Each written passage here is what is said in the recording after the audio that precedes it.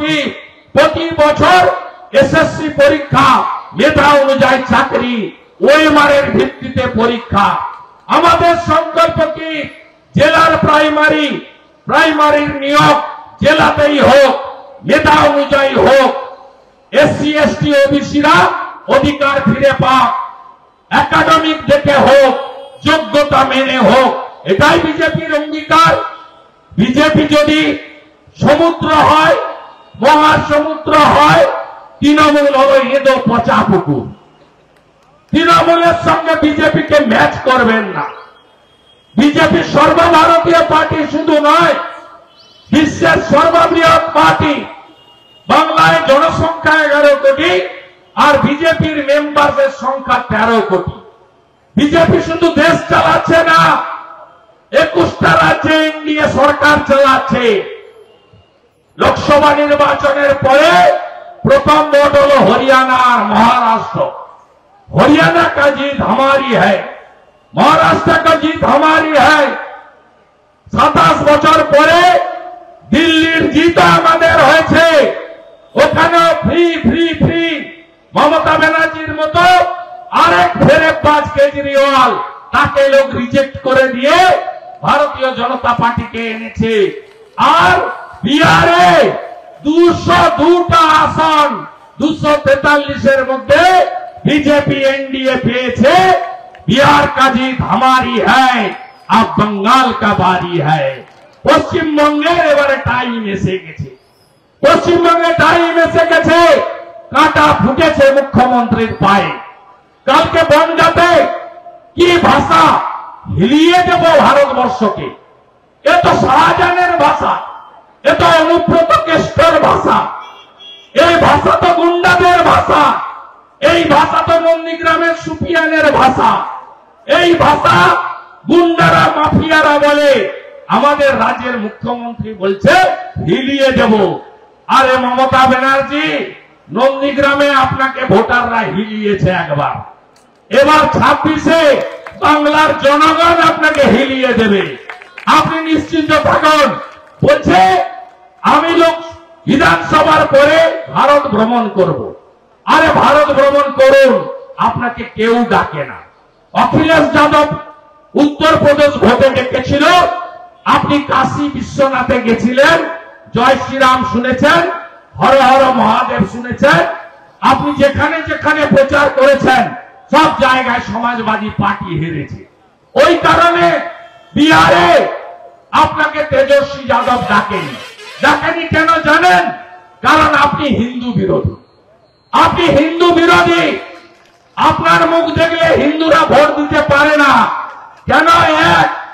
গতকাল রাম মন্দিরের শাস্ত্র মতে মন্দির নির্মাণ শেষ হল ধ্বজ উত্তোলনের মধ্য দিয়ে। রাম মন্দিরের উদ্বোধন আমাদের স্বপ্ন।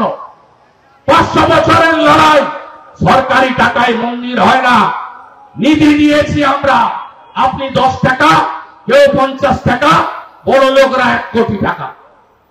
যে যেমন পেরেছেন দিয়েছেন।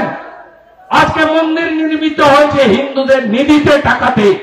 22শে জানুয়ারি 2024 যেদিন মন্দির উদ্বোধন হয়, অনেক অবিজেপি মুখ্যমন্ত্রী ছিল। নবীন পট্টনায়ক টিভিতে বসে রাম মন্দিরের উদ্বোধন দেখেছেন। কোন রাজ্যের মুখ্যমন্ত্রী মিছিল বের করেননি। কোন রাজ্যের মুখ্যমন্ত্রী, হিমাচলের কংগ্রেসের মুখ্যমন্ত্রী, ঝাড়খণ্ডের জেএমএম এর মুখ্যমন্ত্রী রাম মন্দিরের বিরোধিতা কেউ করেনি। এটা একটা সনাতনের আবেগ, এটা একটা ধর্মীয় আবেগ, এটা একটা আস্থার আবেগ। আপনি পার্সার কাছে রাম মন্দিরের বিরুদ্ধে মিছিল করেছিলেন, কোন হিন্দু ভুলে যায়নি। যেদিন আমরা গঙ্গা যমুনা সরস্বতী ত্রিবেণী সঙ্গম সবাই ডুবকি লাগাতে গেছিলাম, কে কে গেছিলেন ডুবকি লাগাতে প্রয়াগে? হাত তুলুন। আমিও গেছি, অনেকে গেছেন। যারা যেতে পারেননি আমরা জল এনে দিয়েছি, মাথায় ছিটিয়েছেন। তাই তো মহাকুম্ভ, অমৃত কুম্ভ, প্রয়াগরাজ আর বিধানসভায় দাঁড়িয়ে এই হিন্দু বিরোধী মুখ্যমন্ত্রী বলছেন ওটা মৃত্যু কুম্ভ। আপনি বদলা নেবেন না।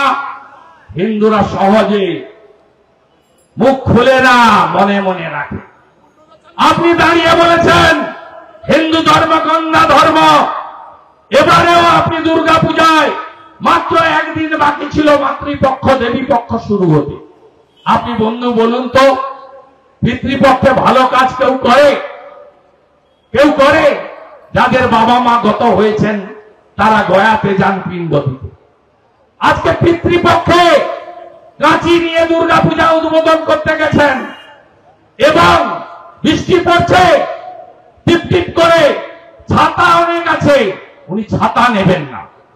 উনি একটা সাদা কাপড় নিলেন, সাদা কাপড়টাকে মাথায় দিলেন, দিতেই পারেন, কানটা বের করলেন কেন? কানটাতে বৃষ্টি পড়বে না? আসল কথা উনি বার্তা দিচ্ছেন যে মুসলমান তোমাকে আমি চাকরি দিতে পারিনি, মুসলমান তুমি বেশি বেকার, তোমাকে কাজ দিতে পারিনি, তুমি গরিব থেকে আরো গরিব হয়েছ, মুসলমান তোমাকে ভালো শিক্ষা স্বাস্থ্য দিতে পারিনি, মুসলমান তুমি বেশি সংখ্যায় পরিযায়ী শ্রমিক হয়েছ, কিন্তু আমাকে পোষণটা করতে দাও, আমাকে তোমাদেরই লোক শাস্তে দাও। তাই হিজাব পরে দুর্গা পূজার উদ্বোধন। ভোট ব্যাংকের রাজনীতি। তাই এই মহিলাকে পশ্চিমবঙ্গ থেকে তাড়াতে হবে। আর আপনি কোথায় থাকবেন ঠিক করুন, বিধানসভার পরে কোথায় থাকবেন ঠিক করুন। আপনার এত চুরি দুর্নীতি, আপনি 11তে এসে শিল্প দাঁড়িয়েছেন, 16তে এসে চাকরি চুরি করেছেন, আর 26-এ যদি আসতে পারেন ভুলিয়ান শামসেরগঞ্জের মতো হিন্দু পলায়ন হবে। আমি আপনাদের বলে গেলাম, আমি অনেক দিনের রাজনীতি করি। আমি 2004 সাল থেকে এখানে লড়ি, 95 থেকে কাউন্সিলর, 88 থেকে কলেজের ছাত্র সংসদে লড়ি। আমি বলে গেলাম, রেকর্ড করে আপনারা রাখুন, ছড়াবেন না। এত মা বোন দিদি এসেছেন, আপনারা আর্চিকর ভুলে গেলেন। ওই ডাক্তার বোন হসপিটালের মধ্যে ধর্ষণ করে খুন করলো, তার মা বাবা যখন বলে বিচার চাই, মমতা ব্যানার্জি বলে 14ই আগস্ট 2024 বিহালাতে দাঁড়িয়ে ওর বাবা মা চাইলে তো আমি 10 লাখ দিতেই পারি। এটাই মুখ্যমন্ত্রী। Durgapur IQ city medical college private 80 লক্ষ টাকা ক্যাপিটেশন ফি দিয়ে ওই উড়িষ্যার কন্যা ভর্তি হয়েছে। বাবার স্বপ্ন ছিল আমার মেয়েটি জয় জগন্নাথ বলে ডাক্তারি পাস করে বাড়ি ফিরবে। তাকে গ্যাং রেপ করা হলো, ধর্ষিতা হলেন। তার বাবা মেয়েটাকে নিয়ে উড়িষ্যা চলে গেল। যাওয়ার সময় বলল, এই বাংলা কোন মহিলার জন্য, কোন কন্যার জন্য নিরাপদ নয়। সে বাংলার গর্ব গৌরব বাড়লো না কমলো? বন্ধু, মুখ্যমন্ত্রী দার্জিলিং যাবেন, দাঁড়িয়ে বলছেন এয়ারপোর্টে, কি বলছেন? বলছেন মেয়েরা রাত্রে বেরোবেন না। বলেছেন মুখ্যমন্ত্রী, বলছেন মেয়েদের সুরক্ষা নিজেরাই দেখে নেন, আমরা জনে জনে সুরক্ষা দিতে পারবো না, এত রাত্রে মেয়েরা বেরোবে কি করে? আরে কি কথা! এটাই স্বাধীন ভারতবর্ষে একজন মুখ্যমন্ত্রী পুলিশ মন্ত্রীর মুখ থেকে কথা। আপনারা মহিলারা জোট বাঁধবেন না, জোট বাঁধবেন না। কয়েকদিন আগে কালী পুজোতে কাকদ্বীপে মাতা কালীকে পুলিশের প্রিজন ভ্যানে তুললো। আপনি কি বদলা চান না? আমরা তো মা কালীর ভক্ত, আমরা তো কালীঘাটে যাই, তারাপীঠে যাই, দক্ষিণেশ্বরে যাই। আমাদের তো এলাকায় এলাকায় মা কালীর মন্দির রয়েছে। কালী ঠাকুরকে প্রিজন ভ্যানে আপনারা দেখেছেন আর কিনেছেন। এ কোন বাংলা? শ্রী চৈতন্য দেবের ভূমি, স্বামী বিবেকানন্দের মাটি, লোকনাথ বাবার মাটি।